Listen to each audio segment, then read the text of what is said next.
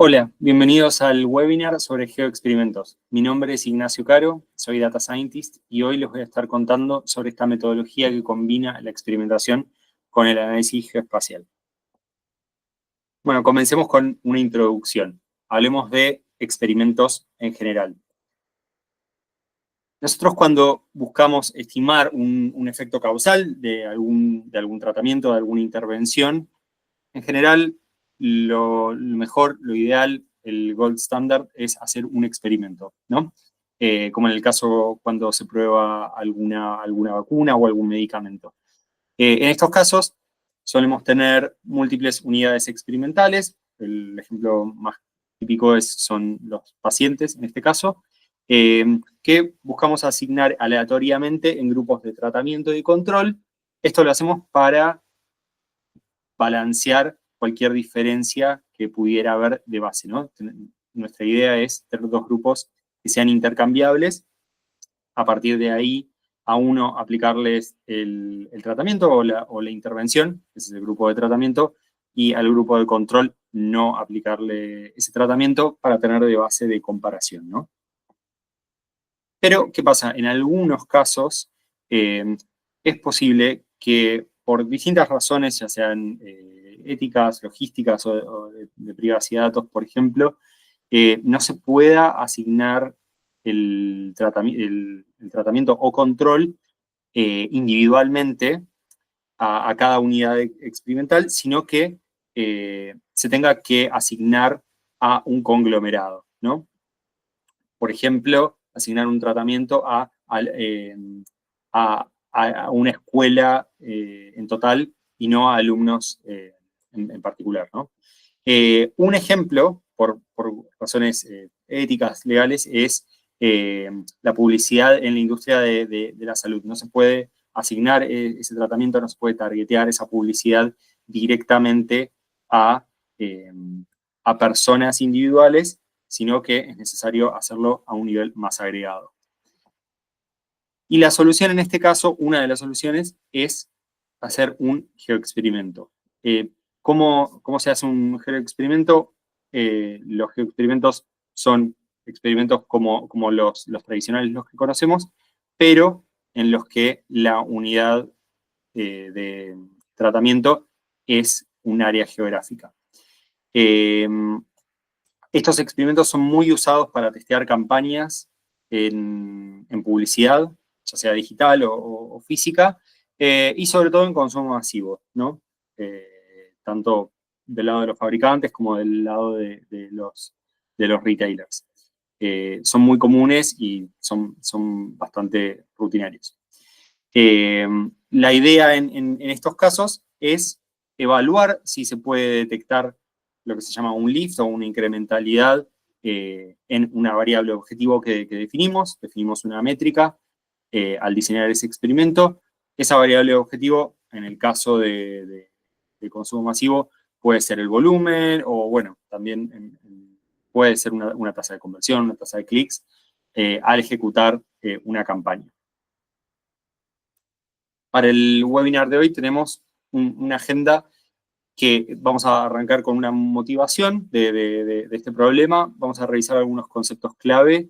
Vamos a ver algunas de las metodologías que se usan en estos casos, algunas herramientas en R y Python y algunas consideraciones prácticas de algunas cuestiones que hay que tener en cuenta al momento de ejecutar un geoexperimento. Bueno, arrancamos con esta motivación, ¿no? De lo que hablábamos, la diferencia entre un experimento tradicional y un geoexperimento.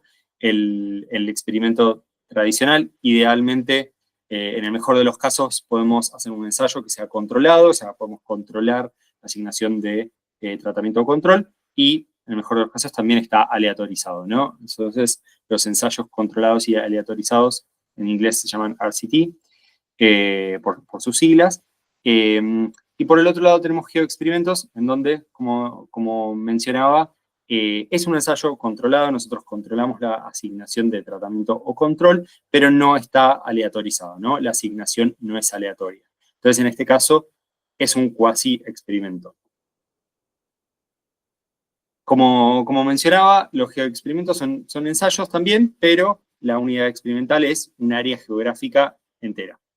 Y la lógica es similar a los experimentos tradicionales. Tenemos una intervención que queremos evaluar, a ver si esa intervención tiene o no un efecto sobre la población que estamos estudiando, y específicamente sobre una variable objetivo. Y definimos dos grupos, ¿no? Uno que va a estar expuesto al tratamiento y otro que no va a estar expuesto, que nos va a servir de base de control, ¿no? Queremos que esos grupos sean lo más parecidos posibles para que nos sirva, el grupo control nos sirva como de contrafáctico, de qué hubiese pasado si al grupo de tratamiento no le hubiese aplicado el tratamiento. Y después de eso se aplica el tratamiento solo sobre el grupo de tratamiento y se compara la variable objetivo, la variable de resultado o el outcome también se le llama, después del tratamiento y antes del tratamiento, ¿no? Se lo compara con cómo había sido los valores de la variable de outcome antes del tratamiento. Vamos a repasar rápido algunos conceptos clave que vamos a estar usando. El primero es el de tratamiento o intervención o estímulo. Estos los vamos a usar de forma intercambiable. En estos casos, para geoexperimentos, uno de los más comunes es la publicidad. Y acá podemos testear distintas variantes, ¿no?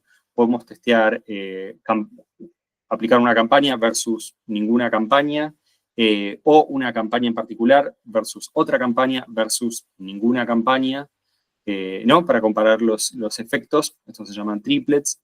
Pero también podría comparar distintos niveles de ejecución de una misma campaña en distintas impresiones, por ejemplo, o distintas frecuencias que puedo usar para una misma campaña, ¿no? O sea, por ejemplo, puedo tener un nivel de impresiones de frecuencia que sea el base, y testear, por ejemplo, un heavy up, que es incrementar las impresiones o la frecuencia, ¿no?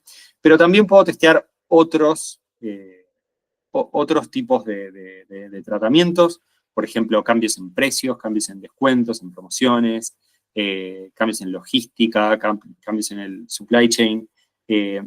Todas esas son opciones de tratamientos posibles que yo puedo testear con experimentos en general, no solo con experimentos.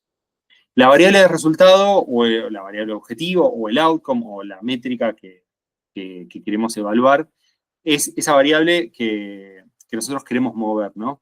Y hay muchas variables que podríamos querer mover. Acá yo las voy a separar en continuas y binarias. Por ejemplo, las continuas típicamente pueden ser las ventas en volumen, en unidades, en facturación.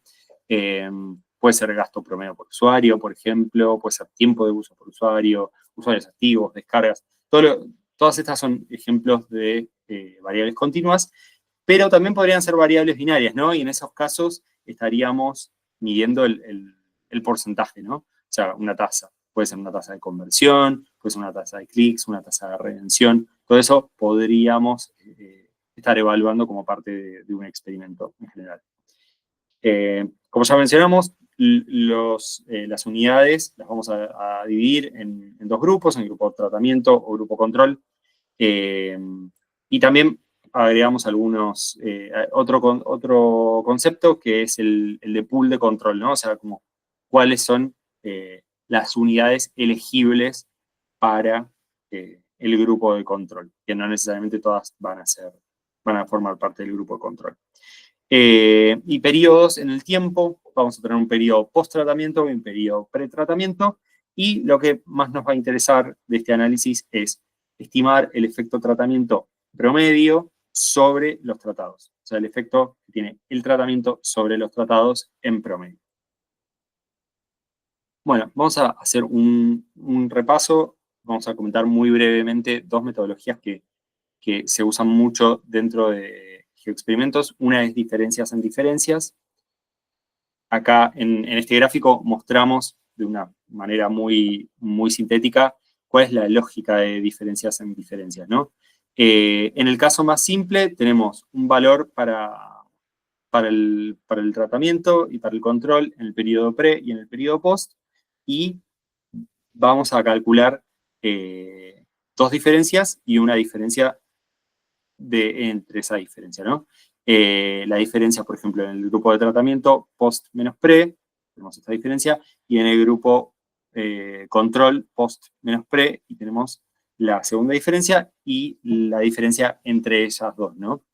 Esta metodología depende de que se cumpla el supuesto de tendencias paralelas.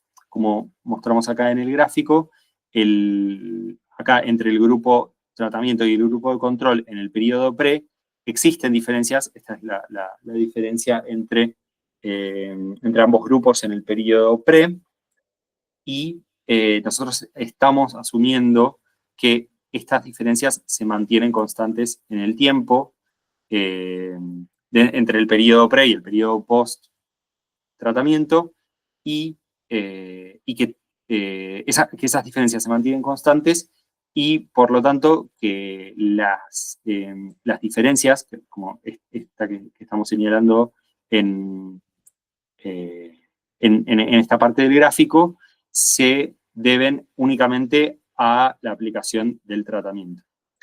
Esto es un supuesto que en la práctica suele ser difícil de cumplir, no es tan válido.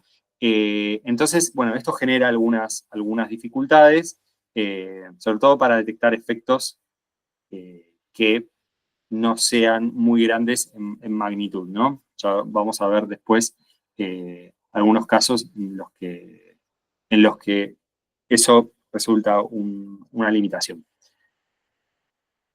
Y la metodología de control sintético también, en estos casos de geoexperimentos, es muy útil porque cuando tenemos unidades de tratamiento, que son áreas geográficas, primero que no tenemos tantas unidades, pero además puede ser más complejo encontrar unidades de control que sean similares uno a uno, ¿no? Entonces, comparando siempre observando el periodo pre-tratamiento.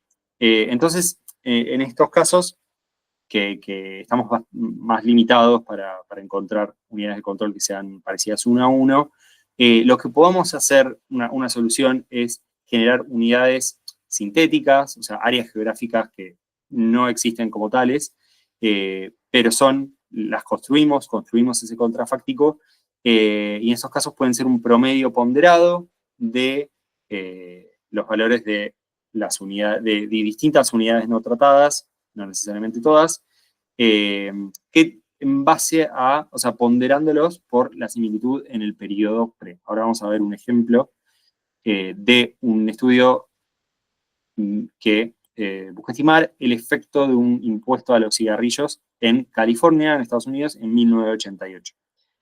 Entonces, nosotros lo que tenemos es la evolución de la variable objetiva, en este caso, es el consumo de cigarrillos per cápita en paquetes anuales por estado. Tenemos la evolución para California, y después vamos a construir una California sintética, una California, entre comillas, que no existe, y la vamos a construir como un promedio ponderado de los valores de distintos estados. Acá se va a ver más claro en el gráfico que tenemos una California observada, que está en negro, y la California sintética en celeste, que es el promedio ponderado, usando estos ponderadores, de los estados influyentes, que en este caso son 5. Algunos están bastante cerca, y por ejemplo, Connecticut está más lejano y tiene una ponderación más baja, ¿no? Para estimar estas ponderaciones o pesos, no solo se usaron los valores históricos del consumo de cigarrillos per cápita, sino también se usaron otras variables para controlar, como el ingreso per cápita, el porcentaje de población de 15 a 24 años, el perfil demográfico de cada uno de estos estados, el precio minorista de los cigarrillos, el consumo de cerveza. Esas variables, esas características de los estados se usaron para estimar mejor estos ponderadores. Bueno, y también podemos mencionar algunos otros trabajos que usaron esta metodología. El trabajo original de esta metodología buscaba evaluar el efecto de la presencia de terrorismo durante los años 70 en el País Vasco sobre su producto per cápita. Entonces, por ejemplo, usaron de unidades para construir ese control sintético a Cataluña y a Madrid, por ejemplo. Y estimaron un efecto de una disminución de 12%, por ejemplo. En el caso de los cigarrillos había sido una disminución de 25%, ese efecto acumulado en los periodos siguientes.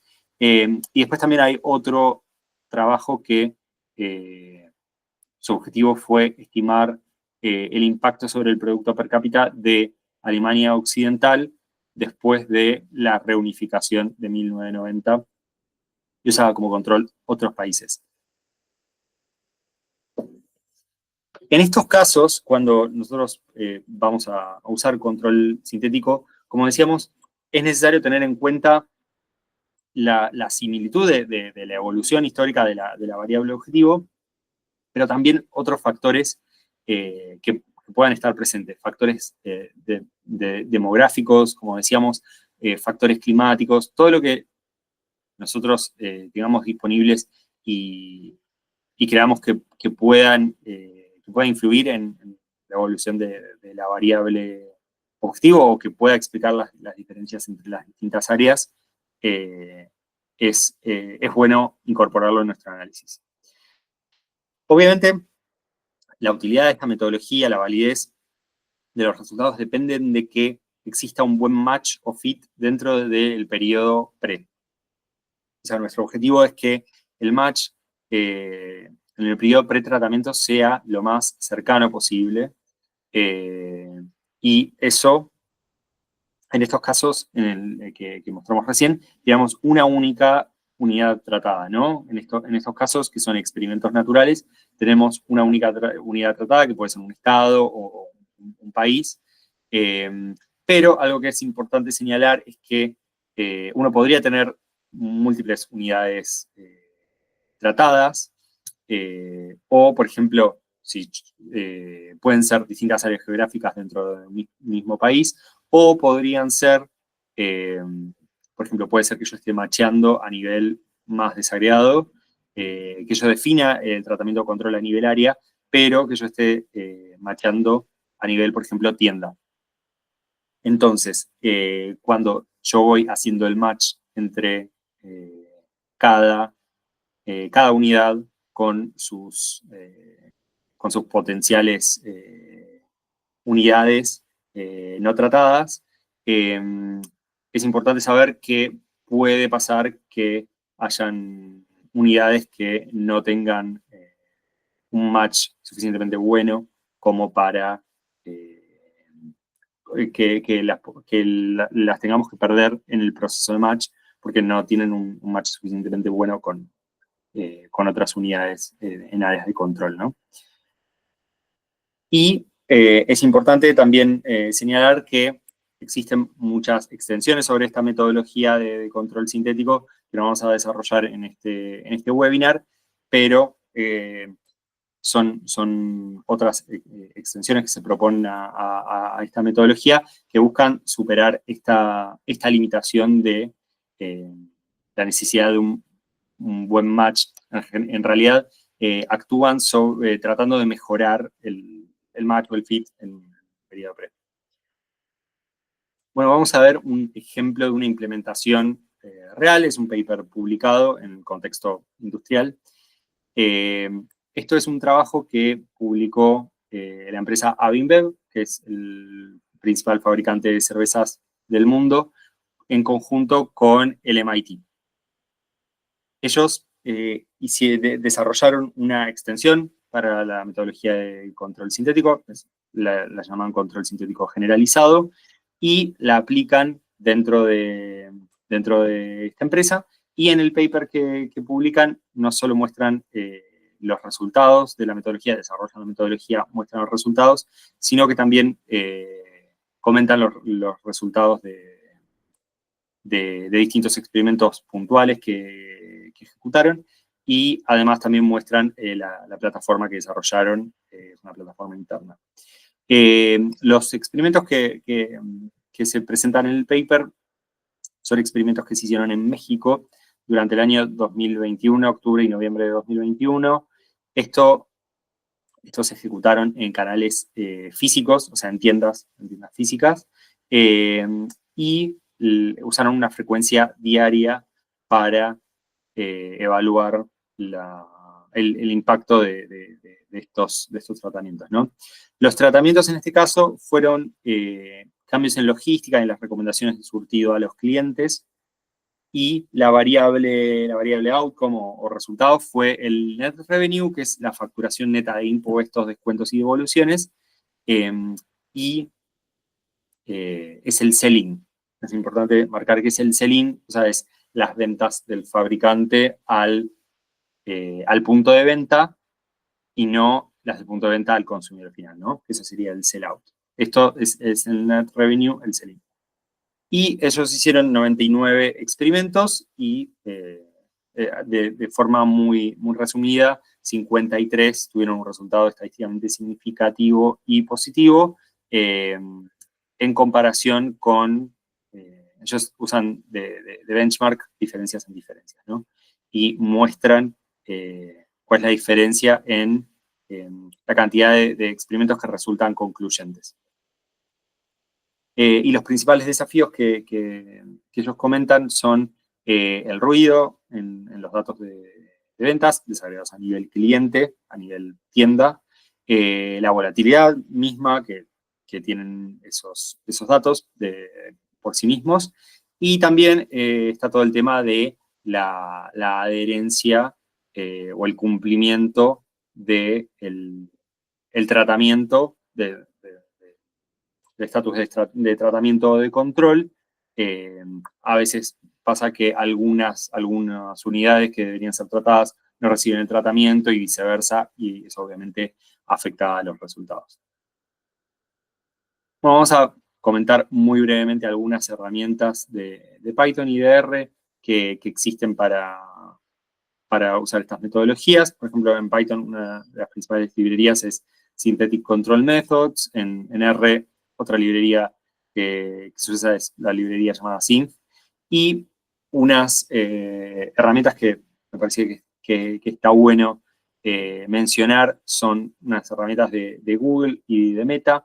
Google tiene una librería en Python que se llama Google Match Markets, y Meta tiene una librería en R que se llama GeoLift.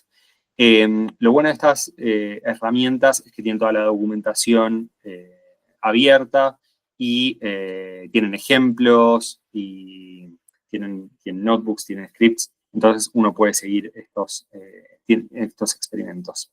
Y no solo sirven para la estimación, sino también para el diseño del experimento, además.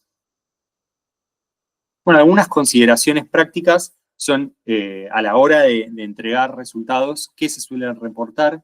Se suele reportar un efecto o un lift a nivel de agregado.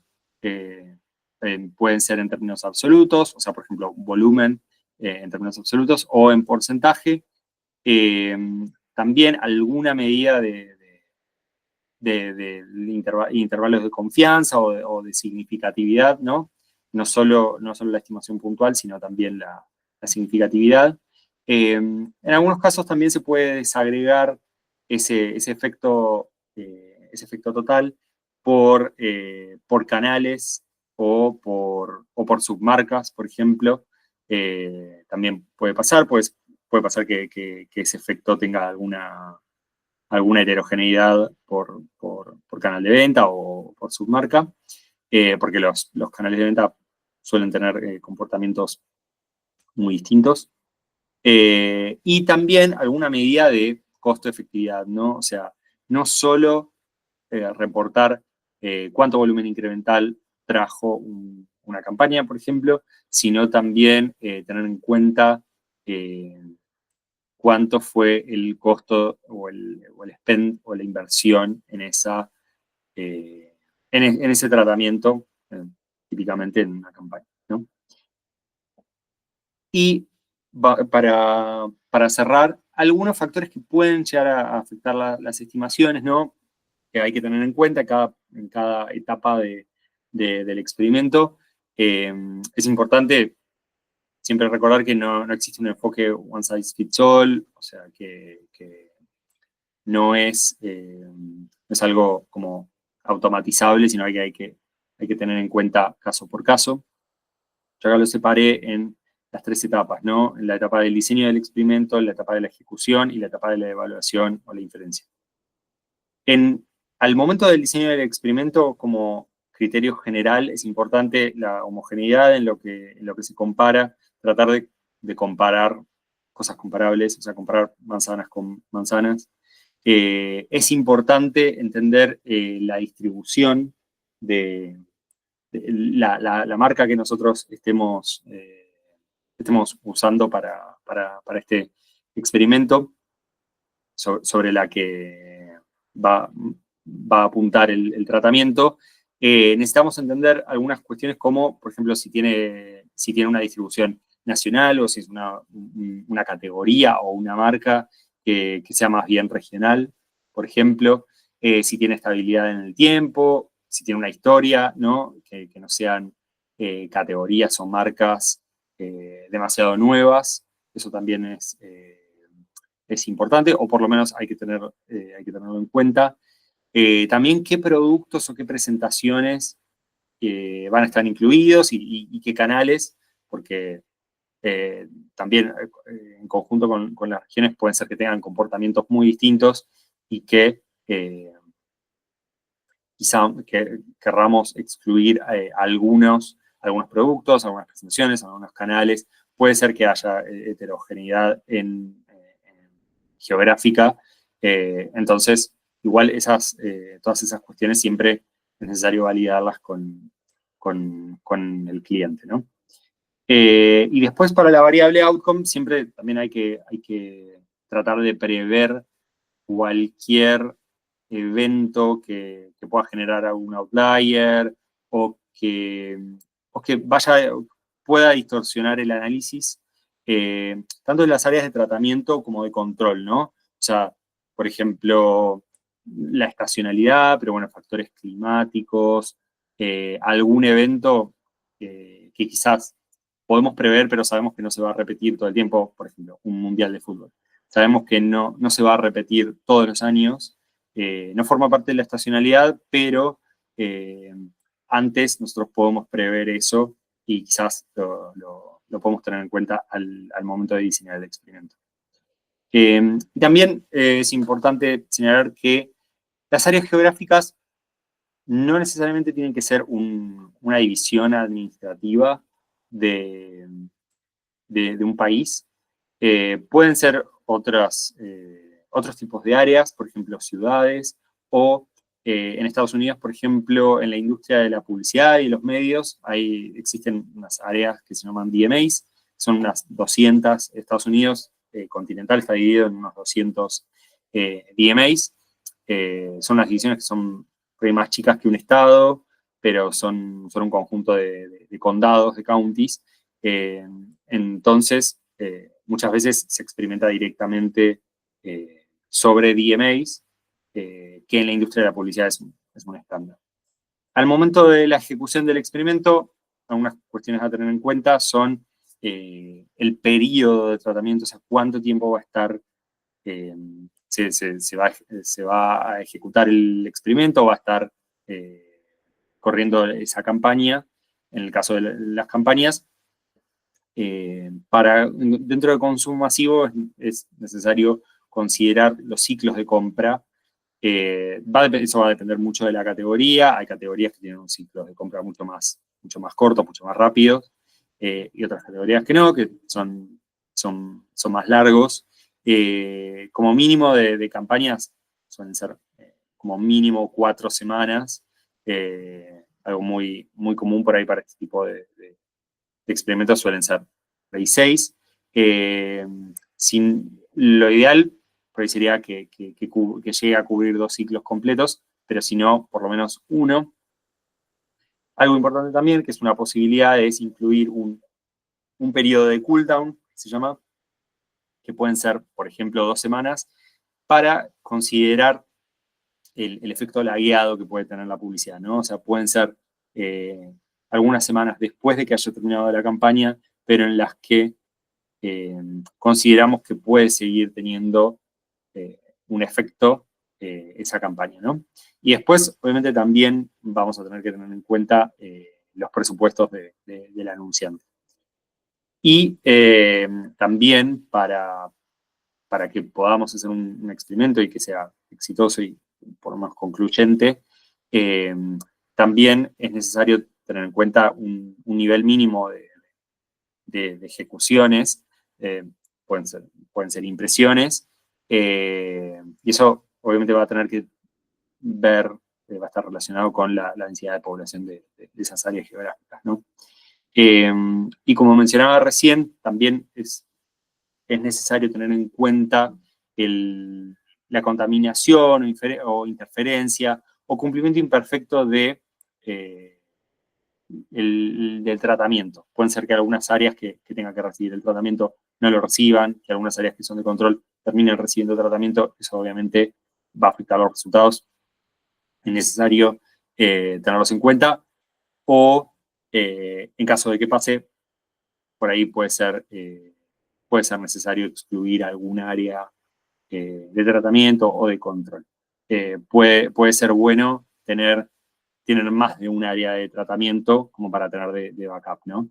Y también siempre es bueno, en la medida que uno tenga la información, considerar todos los otros experimentos que estén corriendo al mismo tiempo u otras campañas también que se estén ejecutando al mismo tiempo, tanto ya sea campañas offline, in-store, o también como campañas digitales, y también campañas nacionales, locales, o sea, todo eso, toda esa información que nosotros podamos tener, si la tenemos y la podemos incorporar a nuestro análisis,